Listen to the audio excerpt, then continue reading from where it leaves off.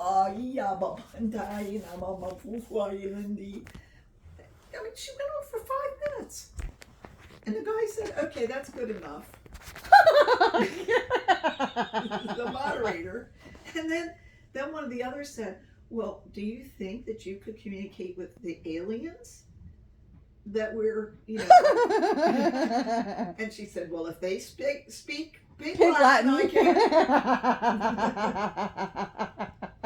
What did John say? He's just sitting there quietly like this is normal.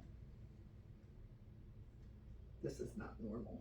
This is not normal. It hasn't been normal for a while. Then the lady goes, Dan, we've got 12 listeners today. She said, that's really good. What? So I was thinking, okay, now it's John and no more than 12 people in the world who are enlightened. Who are operating on the 5th dimension. He's constantly saying to me, you don't know who I am. You don't know who I am. That's what he was saying to us, and I said, who are you? Yeah. What did he say? He said, You'll find out. Yeah. Yeah. He told this story. Because I hear that a million times a day. You'll find out.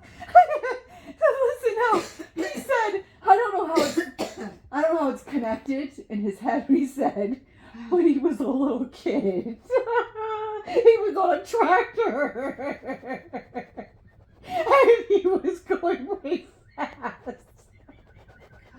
And he went under a tree.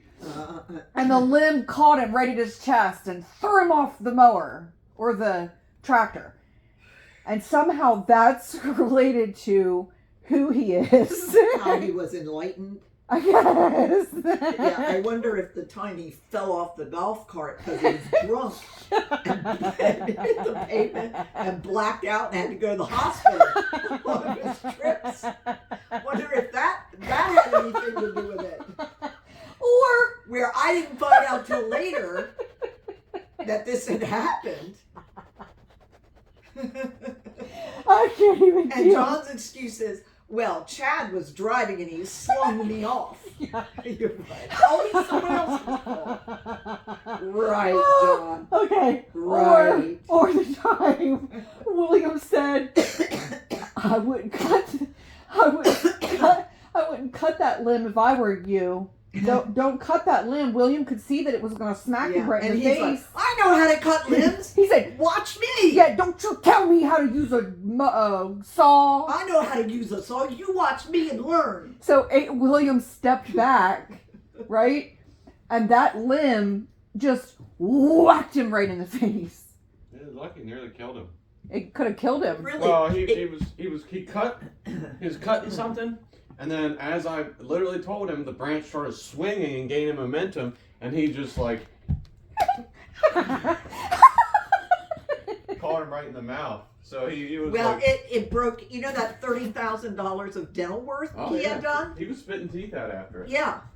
It cracked and broke all those teeth in his mouth that he spent $30,000 on. I can't deal with this. He is so... I told him, I literally said, that's the thing where I hit you in the face. I've been cutting cutting down trees for there. I've been doing it before. I know what I'm doing. Okay, I literally warned you.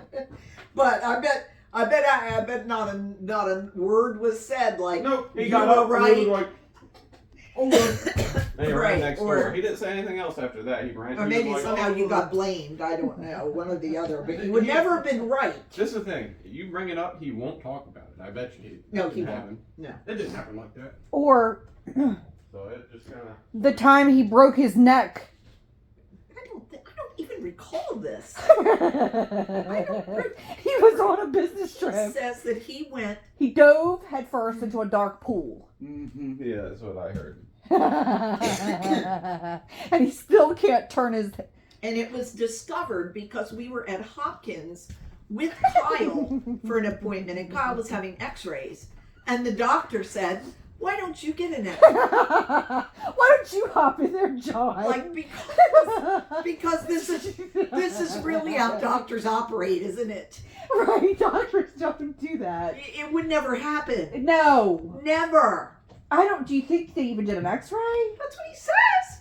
And he says, The doctor put him in. So the doctor said, Free of charge. Free of and charge. he says, Did I you see see you this? rubbing your neck. Why don't you jump in and get an Did x-ray? you see this happen, or did he just say that this? I don't remember it. Well, If it did, John I has don't a remember. habit of talking about I magical agree. fantasy land. I world agree. things And that if he doesn't actually know. he may have dived into a pool and done this or something, or hurt his neck or strained his neck. But not according to him. I don't think he broke it, but he says he broke it. He broke his neck, and You know what I think why? Because that's what happened to his grandfather. Not in a pool. oh, But that's why his grandfather always had to. And John does this now too. I can't turn, he says. So, but he turns it on and off. yes. But he'll say to me, I've got something to say to you. Get in here. So I'll go and stand somewhere convenient for me. And Then his neck gets stiff all of a sudden. right. And it's like, I can't turn my head. Well, sucks for you. Get over here. You turn around. You respond to him in kind. That's normally Now, what I you up could, with. I could be wrong, and I'll feel bad if I'm wrong, but I have no recollection of him getting an x-ray and the doctor saying, your neck is broken. He's lied to me when I was a kid. He used to He tell me things. exaggerates about everything. It's a He just total did. exaggeration. There may be a kernel of truth, Just a tiny bit of truth. but I'm telling you, it's his mother. I know, but listen, Exactly what she it's like does. when he went to Texas at the grassy knoll, he'll say, there were hundreds of people there. It was probably 10, Well, it was more than that. I saw pictures. It was 20. No, it was crowds. Well, that's the issue with lying. You can never tell when somebody's telling the truth. I mean, if I they would lie. say Good more on point. the line of hundreds. So whether or not he told the truth then, doesn't- Hundreds of people waiting for JFK to be resurrected at midnight. Honestly, there were. He showed me. He sent me pictures, and it was crowds of people. But Where's JFK at? That's why you show up with a Halloween costume Right. with blood on your JFK on your Jr. face. Yeah. I mean, I can at least accept the possibility that the whole airplane crash was Oh, fake. JFK Jr. Yes, that it was fake because they never showed the bodies. The bodies were immediately disposed of at sea. Mom, I'm just saying, I can entertain the possibility. Well, I think even if you're willing to entertain the possibility, you are going to be subject to being manipulated by John, and even if you're willing to entertain it, and there's even a It's not because 0.555%. John said it. It's because he was running at John F. K. Jr. The junior. He was going to run for senator in New York. I remember. Hillary Clinton was running for senator in New York, and she didn't want him. She didn't want the competition. I understand some of the reasoning behind it, I but wouldn't I be a would bit surprised. never entertain it. The JFK story Jr., is- Tupac, and Biggie are all in A plane together, Yeah, and they're getting ready to CIA. reappear. Hangout Club. And Patrick I don't know. Swayze There's is a lot, I've wearing. heard that argument a lot about a lot of people, but like Osama, they never saw the body. Yeah, everybody's Yeah. always gonna He say was buried at sea. But you So have and so. multiple eye accounts. If I killed Osama, no, I killed Osama. No, I shot him twice in the head. No, so it's. Yeah, I mean, I know, but I could, the Clintons have killed a lot of people. okay. I'm just saying. They've killed a lot of people who were their competition or who they thought was going to get in their way. I know. I'm just saying, full armor of God. Don't leave any room for something to be rooted inside of you, I don't talk to him about where you it. could be manipulated by I John. don't You talk to know. him about it. Well, I'm I just guess- saying I can entertain that possibility because I know how wicked the Clintons are. I know. I just. The story is that he got warning ahead of time that they had done something to his plane to make it crash. So rather than let that happen, they let it go, and no one died but the plane crashed, and Yeah. that they've just been in hiding ever since. I In like witness protection. hear what you're saying. Do you believe witness protection is true? Do you have people ever go into witness protection?